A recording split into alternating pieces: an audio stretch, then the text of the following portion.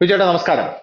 വിജയേട്ടാ, രാഹുൽ ഗാന്ധി മണിപ്പൂരിലേക്ക് പോവുകയാണെന്ന റിപ്പോർട്ടുകളാണ് ഇപ്പോൾ പുറത്തു വന്നുകൊണ്ടിരിക്കുന്നത്. രാഹുൽ ഗാന്ധി മണിപ്പൂരിലേക്ക് പോകുമ്പോൾ എന്താണ് രാഹുൽ ഗാന്ധിയുടെ ഉദ്ദേശം? രാഷ്ട്രീയമാണോ അല്ലെങ്കിൽ മണിപ്പൂരിലെ ജനങ്ങളുടെ ക്ഷേമമാണോ? രാഹുൽ ഗാന്ധി ആസാമിൽ പോയിട്ട് അതുവഴി ആസാമിൽ പ്രളയം നടക്കുകയാണ്, അതുവഴി മണിപ്പൂരിലേക്ക് പോകുമെന്നാണ് അറിയാനായിട്ട് സാധിക്കുന്നത്. ഈ മണിപ്പൂരിൽ കോൺഗ്രസ് എന്താണ് ചെയ്തത്? രാഹുൽ ഗാന്ധി ഇപ്പോൾ അവിടെ അവിടെ എത്തുന്നതിന്റെ രാഷ്ട്രീയ ഉദ്ദേശം എന്താണ്? പ്രത്യേകിച്ച് കോൺഗ്രസ്സുകാർ പറഞ്ഞു വരുത്തുന്ന ഒരു കാര്യമുണ്ട്, അതായത് നരേന്ദ്രമോദി റഷ്യയിലേക്ക് പോകുന്ന സാഹചര്യത്തിൽ ഞങ്ങൾ ഇതാ മണിപ്പൂരിലേക്ക് പോവുകയാണ് എന്ന് പറഞ്ഞ് ജനങ്ങൾക്കിടയിൽ ഒരു സോഫ്റ്റ് കോർണർ ഉണ്ടാക്കിയെടുക്കാനുള്ള ഒരു ശ്രമം നടത്തുന്നുണ്ട്. അപ്പൊ മോദി റഷ്യയിലേക്ക് പോയതും മണിപ്പൂരും തമ്മിൽ എങ്ങനെ നമുക്ക് കമ്പയർ ചെയ്യാനും പറ്റും? മൂന്ന് ചോദ്യം. ആ, ധനുഷ് അതിനകത്ത് ആദ്യം തന്നെ പറയട്ടെ. ഈ കഴിഞ്ഞ 6 മാസങ്ങളിൽ രാഹുൽ ഗാന്ധി ഈ വടക്കിഴക്കൻ സംസ്ഥാനങ്ങൾ സന്ദർശിക്കുന്നത് ഇപ്പൊ ഒരു മൂന്നാമത്തെ തവണയാണെന്നാണ് എന്റെ ഓർമ്മ ശരിയാണെങ്കിൽ.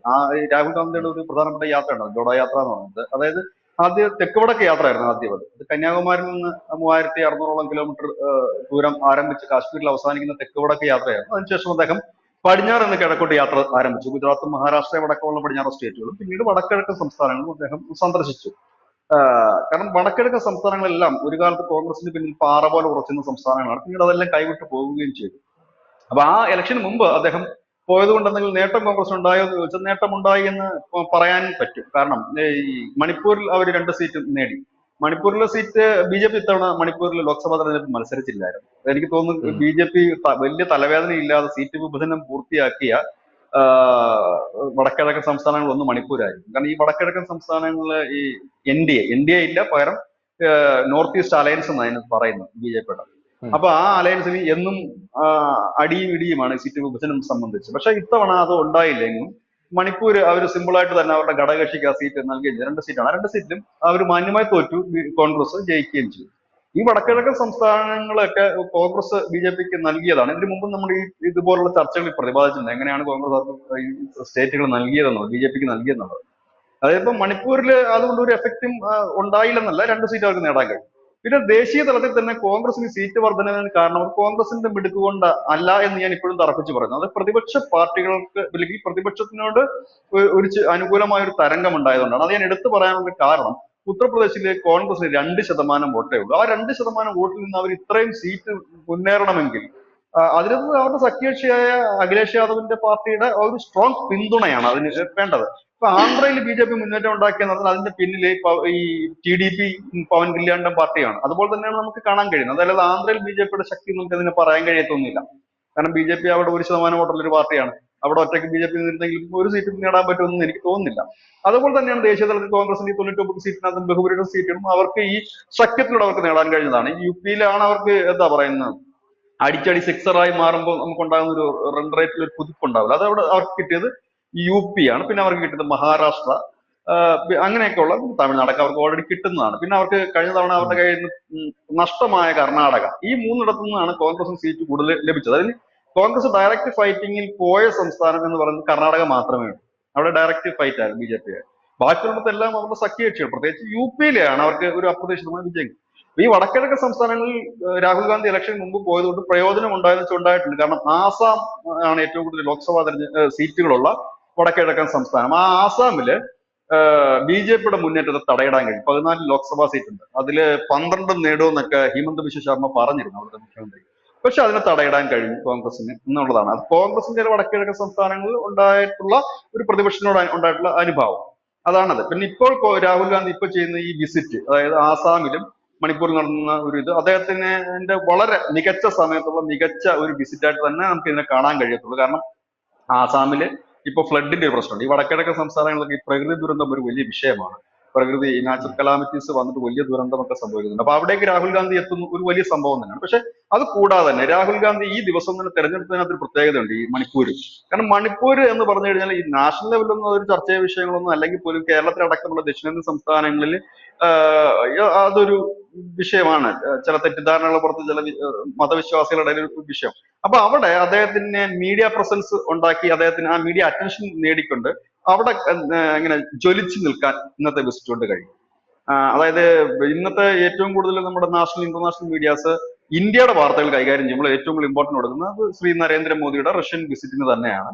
അതേ സമയത്ത് തന്നെ രാഹുൽ ഗാന്ധി മണിപ്പൂർ അടക്കമുള്ള ഇച്ചിരിയുടെ സെൻസിറ്റീവ് ആയിട്ടുള്ള, സെൻസിറ്റീവ് നാഷണൽ ലെവൽ സെൻസിറ്റീവ് ഒന്നല്ല, കേരളത്തിലടക്കമുള്ള ഇടങ്ങളിൽ സെൻസിറ്റീവ് ആണ്. അതായത് അദ്ദേഹത്തിനോടൊപ്പം നിൽക്കുന്ന മാധ്യമ പ്രവർത്തകർക്ക് വയറു നിറച്ച് വാർത്തകൾ നൽകാൻ രാഹുൽ ഗാന്ധിയും ശ്രമിക്കുന്നുണ്ട്. അപ്പൊ ഇന്നെന്തായാലും നാഷണൽ ലീഡ്സ് എന്ന് പറഞ്ഞു കഴിഞ്ഞാൽ, ഇല്ല നാഷണൽ ഇന്റർനാഷണൽ ലീഡ്സ് മിക്കവാറും മോദി പുടിൻ കൂടിക്കാഴ്ചയാണെങ്കിൽ നാഷണൽ ലീഡ്സിനകത്ത് ഒരു പ്രധാനപ്പെട്ട വാർത്ത, പ്രത്യേകിച്ച് മോദി വിരുദ്ധ BJP വിരുദ്ധ മാധ്യമങ്ങളുടെ ഒരു പ്രധാനപ്പെട്ട വാർത്ത രാഹുൽ ഗാന്ധിയുടെ മണിപ്പൂർ സന്ദർശനം തന്നെയായി. ഞാൻ പറഞ്ഞില്ലേ, ഈ ഈ ഇത്തവണത്തെ രാഹുൽ ഗാന്ധിയുടെ, അതായത് ഈ പുതിയ ലോക്സഭയിൽ രാഹുൽ ഗാന്ധിയുടെ ലോഞ്ചിങ് എന്ന് പറയുന്നത് പഴയതുപോലെയല്ല. അദ്ദേഹം അത്യാവശ്യം നന്നായി പെർഫോം ചെയ്യുന്നുണ്ട്. ലോക്സഭയിൽ അദ്ദേഹം ഡയലോഗ് അടിച്ച് പാളിപ്പോയി എങ്കിൽ തന്നെയും അദ്ദേഹം കുറച്ചുകൂടെ പക്വതയിലേക്ക് എത്തിയെന്ന് എനിക്ക് തോന്നുന്നു. കാരണം ഇന്ന് അദ്ദേഹം ചെയ്തിരിക്കുന്നത് നല്ല മൂവ്മെന്റ് ആയിട്ട് തന്നെ, പൊളിറ്റിക്സിലെ ഏറ്റവും നല്ല മൂവ്മെന്റ്, അദ്ദേഹത്തിന്റെ രാഷ്ട്രീയ ജീവിതത്തിൽ നല്ല മൂവ്മെന്റ്സ് ആണ് ഇപ്പൊ നടന്നുകൊണ്ടിരിക്കുന്നത്. കാരണം 2019 ശേഷം ഒന്നും രാഹുൽ ഗാന്ധി അങ്ങനെ വാർത്തകളിലൊന്നും അധികം ഇടം പിടിക്കാറില്ല. കാരണം അദ്ദേഹം ചില സമയങ്ങളിലൊക്കെ വിദേശത്തൊക്കെ പോകുന്നു, അതിനും വലിയ ക്ലാരിറ്റി ഒന്നുമില്ല, എവിടെ പോകുന്നു എന്ത് പോകുന്നു എന്നൊക്കെ. അങ്ങനെ ചില ഗോസിപ്പുകളും വാർത്തകളും ഒക്കെ അല്ലാതെ ഇത്തരം വാർത്തകൾ. പക്ഷെ ഇത് നല്ലൊരു മൂവ്മെന്റ് ആണ്. ഇതുകൊണ്ട് കോൺഗ്രസിന് ഗുണം എന്നുള്ളതല്ല, ഇപ്പോൾ ഈ പ്രതിപക്ഷം നേടിയിരിക്കുന്ന ആ ഒരു എനർജി ഉണ്ടല്ലോ, 233 സീറ്റ്, ആ എനർജി കെടാതെ സൂക്ഷിക്കേണ്ടത് ഈ കോൺഗ്രസിന്റെ ഒരു ആവശ്യമാണ്. കാരണം ഇപ്പൊ മഹാരാഷ്ട്രയിൽ 4 മാസത്തിൽ തെരഞ്ഞെടുപ്പ് വരുന്നു. കോൺഗ്രസ് വലിയ പ്രതീക്ഷ വെച്ച് പുലർത്തുന്ന സംസ്ഥാനം മഹാരാഷ്ട്രയാണ്. ജാർഖണ്ഡിൽ തെരഞ്ഞെടുപ്പ് വരുന്നു. അങ്ങനെ കുറെ ഇടത്തൊക്കെ തെരഞ്ഞെടുപ്പ് വരുന്നു, 5 സംസ്ഥാനങ്ങൾ വരുന്നു. അപ്പൊ അവിടത്തേക്ക് ഒരു മൈലേജ് കിട്ടും. അപ്പൊ അതിന് രാഹുൽ ഗാന്ധി ഒന്ന് സ്ട്രോങ് ആകേണ്ട ആവശ്യമാണ്. പ്രതിപക്ഷത്തിനെ സംബന്ധിച്ച് ഇപ്പൊ മമതാ ബാനർജി ഒന്നും പോയി കഴിഞ്ഞാൽ വലിയ മീഡിയ അറ്റൻഷൻ ഒന്നും കിട്ടില്ല. അപ്പൊ എല്ലായിടത്തും രാഹുൽ ഗാന്ധി തന്നെ പോകേണ്ടി വരും. നല്ലൊരു മൂവ്മെന്റ് ആയിട്ട് തന്നെ കാര്യം. പക്ഷെ അത് എത്രത്തോളം ഗുണം ചെയ്യുമെന്നുള്ളത് കാത്തിരുന്ന് കാണേണ്ടി വരും. കാരണം രാഹുൽ ഗാന്ധി ഇപ്പോ മണിപ്പൂരിലേക്ക് പോയിട്ട് എന്തെങ്കിലും രാഹുൽ ഗാന്ധിക്ക് ചെയ്യാൻ സാധിക്കുമോ? കാരണം പ്രധാനമന്ത്രി നരേന്ദ്രമോദി തന്നെ രാജ്യസഭയിലാണെന്ന് തോന്നുന്നു പറഞ്ഞത്, ഞങ്ങൾ മണിപ്പൂരിൽ ചെയ്ത പ്രവർത്തനങ്ങൾ, അല്ലെങ്കിൽ ഞങ്ങൾ മണിപ്പൂരിലെ കലാപം അടിച്ച് ഒതുക്കാനായിട്ട് നടത്തിയ പ്രവർത്തനങ്ങൾ. മണിപ്പൂരിലെ കലാപം എന്ന് പറയുന്നത് ഇന്നും ഇന്നലെയും തുടങ്ങിയതല്ല. കോൺഗ്രസിന്റെ കാലം മുതൽ, കോൺഗ്രസിന്റെ കാലമല്ല, അതിനു മുമ്പ് തുടങ്ങിയ ഒരു സംഭവമാണ്. അപ്പോ ഇന്ദിരാഗാന്ധി പോലും അതിന് യാതൊന്നും കാര്യങ്ങളും ചെയ്തിട്ടില്ല, ആളി കത്തിക്കുകയല്ലാത്തൊന്നും ചെയ്തിട്ടില്ല. മറിച്ച് BJP സർക്കാർ വന്നപ്പോൾ മണിപ്പൂരിലെ കലാപങ്ങൾ അടിച്ചൊതുക്കാനായിട്ട് പല കാര്യങ്ങളും ചെയ്തു. നമ്മൾ അവിടെ എടുത്ത കേസുകളടക്കം 500 കേസുകൾ എടുത്തു, 100 പേരെ അറസ്റ്റ് ചെയ്തു എന്ന് ഒരു വലിയൊരു കണക്ക് തന്നെ പ്രധാനമന്ത്രി രാജ്യസഭയിൽ നിൽക്കുന്ന ഒരു സാഹചര്യം ഉണ്ടായിട്ടുണ്ട്. എന്നിട്ട് പ്രധാനമന്ത്രി പറഞ്ഞ വേറൊരു കാര്യം എന്ന് പറഞ്ഞാൽ, ഞങ്ങൾ നടത്തിയ പ്രവർത്തനങ്ങൾ കോൺഗ്രസിന് സ്വപ്നം കാണാൻ തന്നെ 20 കൊല്ലം ഇനിയും വേണ്ടി വരും എന്നുള്ളതാണ്. അപ്പൊ ആ ഒരു സാഹചര്യത്തിൽ രാഹുൽ ഗാന്ധി മണിപ്പൂർ പോയിട്ട് എന്താണ് രാഹുൽ ഗാന്ധി അവിടെ, എന്ത് പ്രവർത്തനമാണ് അവിടെ കാഴ്ചവെക്കാൻ പോകുന്നത് എന്നൊരു ചോദ്യം വരുന്നു ചേട്ടാ. രാഹുൽ ഗാന്ധി അവിടെ പോയിട്ട് പ്രത്യേകിച്ച് ഒന്നും നടക്കാനില്ല, മീഡിയ അറ്റൻഷന് വേണ്ടി മാത്രം പോകുന്നതാണ്. കാരണം 1964 മുതലേ അവിടെ ഈ 2 ഗോത്രങ്ങൾ തമ്മിലുള്ള ഒരു കലാപം അവിടെ നടക്കുന്നതാണ്. ഇന്ദിരാഗാന്ധി, അതായത് രാഹുൽ ഗാന്ധിയുടെ അമ്മമ്മ ഈ വടക്കിഴക്കൻ സംസ്ഥാനങ്ങളിൽ കൊണ്ടുവന്ന് ബോംബിടേണ്ട ഒരു സാഹചര്യം കൂടെ വന്ന ഒരു മുഖമാക്കി. ഇതൊന്നും വേണ്ട. ഇവിടെ ഈ രാഹുൽ ഗാന്ധി മണിപ്പൂർ എന്ന് പറഞ്ഞ് പൊക്കി നടക്കുന്നവര് ഇന്റർനെറ്റിൽ ഒന്ന് പരതി കഴിഞ്ഞാൽ ഇറോ ശർമിള എന്ന് പറയുന്ന ഒരു യുവതിയുടെ നിരാഹാര സമരം നമുക്ക് കാണാൻ കഴിയും. മൂക്കിലൂടെ ട്യൂബിട്ട ഇറോ ശർമിള ഏത് കാലഘട്ടത്തിലായിരുന്നു? 2-2.5 വർഷം, എന്റെ ഓർമ്മ ശരിയാണ്, 2.5 വർഷക്കാലം അത് നിരാഹാരം കിടന്നത് ഏത് സർക്കാരിന്റെ? 2.5 വർഷക്കാലമല്ല ബിജുചേട്ടാ, ഒരുപാട് നാളെ, ഒരുപാട്, എനിക്ക് 12 വർഷക്കാലം എങ്ങാണ്ടാണ് അവർ നിരാഹാരം കിടന്നത്. ആ യുവതി ഈ 12 വർഷം നിരാഹാരം കിടന്ന് ആരുടെ കാലഘട്ടത്തിലാണ്? കോൺഗ്രസ് ഭരിക്കുന്ന കാലഘട്ടത്തിലല്ലേ? ഇന്റർനാഷണൽ മീഡിയ മുഴുവൻ ഇറോ ശർമിളയെ കൊണ്ട് നിറഞ്ഞില്ലേ? ഇറോ ശർമിളയൊക്കെ ഇപ്പോ നിരാഹാരം പിൻവലിച്ച് അവരുടെ ചില ആവശ്യങ്ങൾ, അവരുടെ പ്രധാനപ്പെട്ട ആവശ്യങ്ങളൊന്നും ഈ അഫ്സ പിൻവലിക്കണമെന്നായിരുന്നു. ഇതിനേക്കാളൊക്കെ അപ്പുറത്തേക്ക് ഞാനൊരു വാർത്ത ധനുഷിന് അത് ഓർമ്മ കാണും, ഇന്റർനെറ്റിൽ പരത്തി കാണാൻ പറ്റും. ഒരു 4-5 യുവതികള് നൂൽ വസ്ത്രമില്ലാതെ ഈ പട്ടാള ക്യാമ്പിന് മുമ്പിൽ പ്രതിഷേധിക്കുന്ന ഒരു ചിത്രം ഈ മണിപ്പൂരിൽ നിന്ന് വന്നിരുന്നു. അതായത് ആ തുണി ഉരിഞ്ഞു നിൽക്കുന്ന പ്രതിഷേധം. അതായത് നമ്മുടെ ലോകത്തെമ്പാടും ഈ തുണി ഉരിഞ്ഞു നിൽക്കുന്ന, യൂറോപ്യൻ കൺട്രീസിലെ കാര്യമല്ല ഞാൻ പറയുന്നത്, ഈ തുണി ഉരിഞ്ഞു നിൽക്കുന്ന സ്ത്രീകൾ തുണി ഉരിഞ്ഞു നിന്നിട്ട് പ്രതിഷേധിക്കാതെ അത് വലിയ ഒരു ഭയങ്കര ഒരു തീവ്രമായ പ്രതിഷേധമാണത്. കാരണം അതൊരു ക്രൈം, അതായത് വലിയൊരു ക്രൈം നടക്കുക, അവർക്ക് ഒട്ടും സഹിക്കാൻ വയ്യാതെ വരുമ്പോഴാണ് അവരുടെ ലോക ശ്രദ്ധ ആകർഷിക്കപ്പെടും. ലോക ശ്രദ്ധ ആകർഷിക്കുന്നത് മാത്രമല്ല, അവർക്കൊട്ടും സഹിക്കാൻ വയ്യാത്ത ഒരു അവസ്ഥയിലാണ് അവരുടെ ആ ശരീരം തന്നെ പുറം ലോകത്തിന് കാണിച്ചിട്ട് പ്രതിഷേധം. ഇത് വളരെ റയറായിട്ടാണ് സംഭവിക്കുന്നത് പോലും. അത് സംഭവിച്ചത് ഇടം കൂടിയാണത്. ഇതെല്ലാം കോൺഗ്രസ് ഭരിക്കുമ്പോഴാണ് അവിടെ സംഭവിച്ചിരിക്കുന്നത്. എന്തുകൊണ്ടാണ് ആ വിഷയം എന്ന് വെച്ചാൽ, അത് പണ്ടുതൊട്ടേ ഉള്ളതായിരുന്നു. കോൺഗ്രസിനത്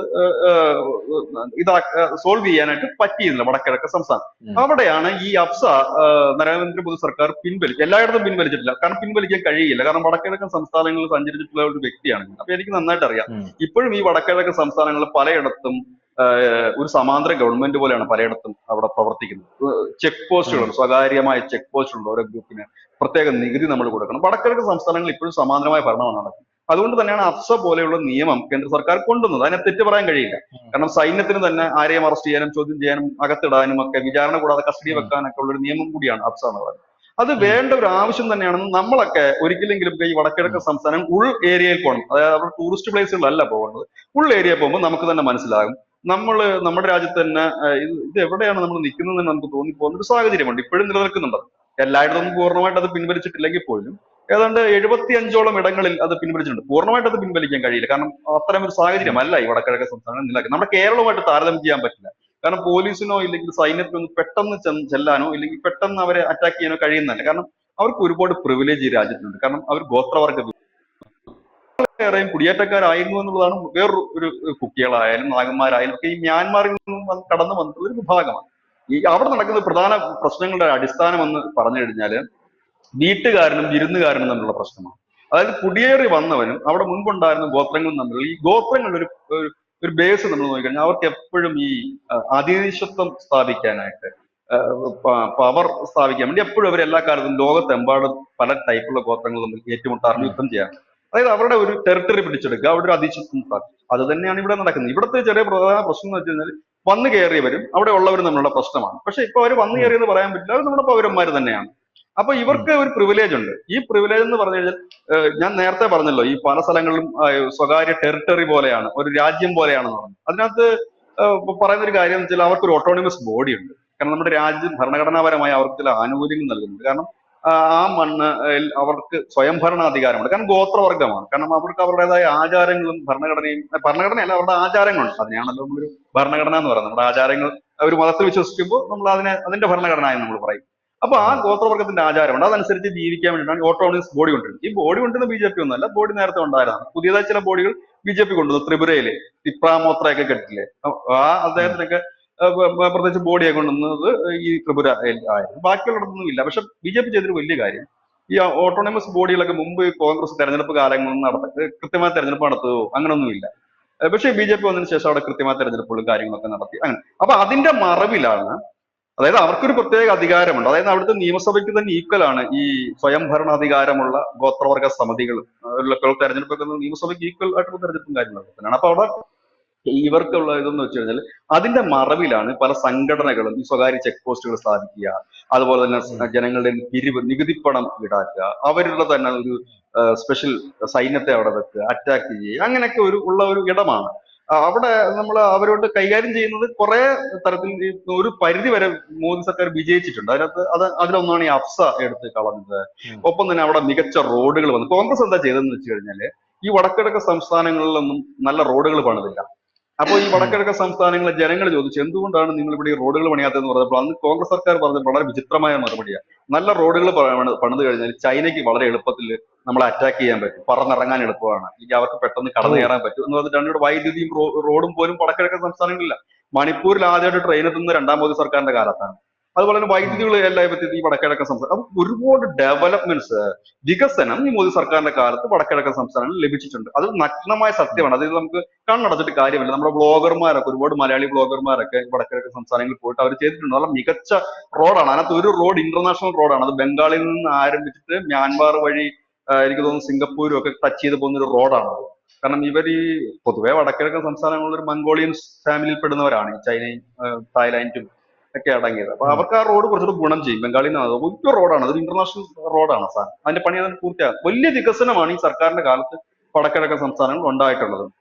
പിന്നെ ഇപ്പോഴുണ്ടായിട്ടുള്ള വിരോധം എന്ന് പറഞ്ഞു കഴിഞ്ഞാൽ എനിക്ക് തോന്നി മണിപ്പൂർ ഇഷ്യൂ ഉണ്ട്. അതിൽ ബീരേൻ സിംഗ് നല്ലൊരു ലീഡറാണ്, നല്ലൊരു മുഖ്യമന്ത്രിയാണ്. പക്ഷെ അദ്ദേഹം നെയ്റ്റീവ് വിഭാഗത്തിലാണ്. അപ്പൊ ഞാൻ പറഞ്ഞില്ലേ, ഈ ജാതീയപരമായിട്ടൊരു വേർതിരിവ് ഒക്കെ വന്നു കഴിഞ്ഞാൽ വലിയ ബുദ്ധിമുട്ടായിരിക്കും. പിന്നെ ഇപ്പൊ കുറെ നടപടികൾ. പിന്നെ അതിനകത്ത് ഒരു സംഭവം എന്ന് വെച്ച് കഴിഞ്ഞാൽ അവിടെ ഈ സർക്കാർ ഉദ്യോഗസ്ഥന്മാരെ തന്നെ സെലക്ട് ചെയ്യുന്നത് നമ്മുടെ ഇതുപോലുള്ളൊരു കേരളത്തിലെ പോലെ അങ്ങനെ വലിയ PSC, കേരളത്തിലെ പോലെ ഇപ്പൊ പറയാൻ പറ്റില്ല. കാരണം ഇപ്പൊ PSCയിലൊന്നും അങ്ങനെ പരീക്ഷ ഒന്നും ടെസ്റ്റ് നടത്തിയിട്ടൊന്നും അല്ലല്ലോ. അതിന്റെ മെമ്പർമാരെ തന്നെ ഒരു വാർത്തയുണ്ട്, PSC അംഗമാകാൻ 60 ലക്ഷം CPM നേതാവിന് കൈക്കൂലി കൊടുത്തതിൽ അന്വേഷണം വന്നൊരു വാർത്തയുണ്ട്.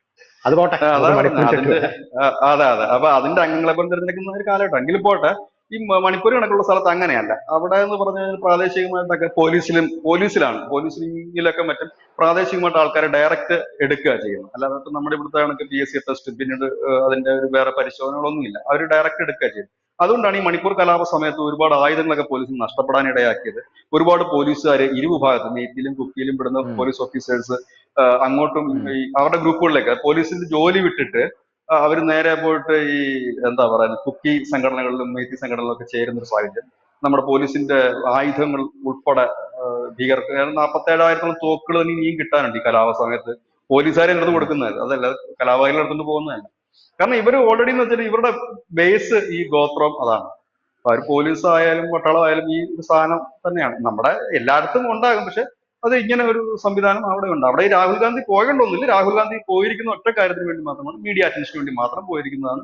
ഇന്ന് നരേന്ദ്രമോദിക്ക് മോസ്കോയിൽ പുടിനുമായിട്ട് നടന്ന ആ ഒരു ഇതായിരിക്കും ഇന്റർനാഷണൽ മീഡിയാസ് ഹൈലൈറ്റ് ചെയ്യുമ്പോൾ, ഒപ്പം തന്നെ രാഹുൽ ഗാന്ധി മീഡിയകൾ നിറഞ്ഞു നിൽക്കും. അദ്ദേഹം മണിപ്പൂർ, ആസാം സന്ദർശനം. ആസാമിൽ അദ്ദേഹം പോയത് വളരെ നല്ല കാര്യമെന്ന് തന്നെ പറയേണ്ടി വരും.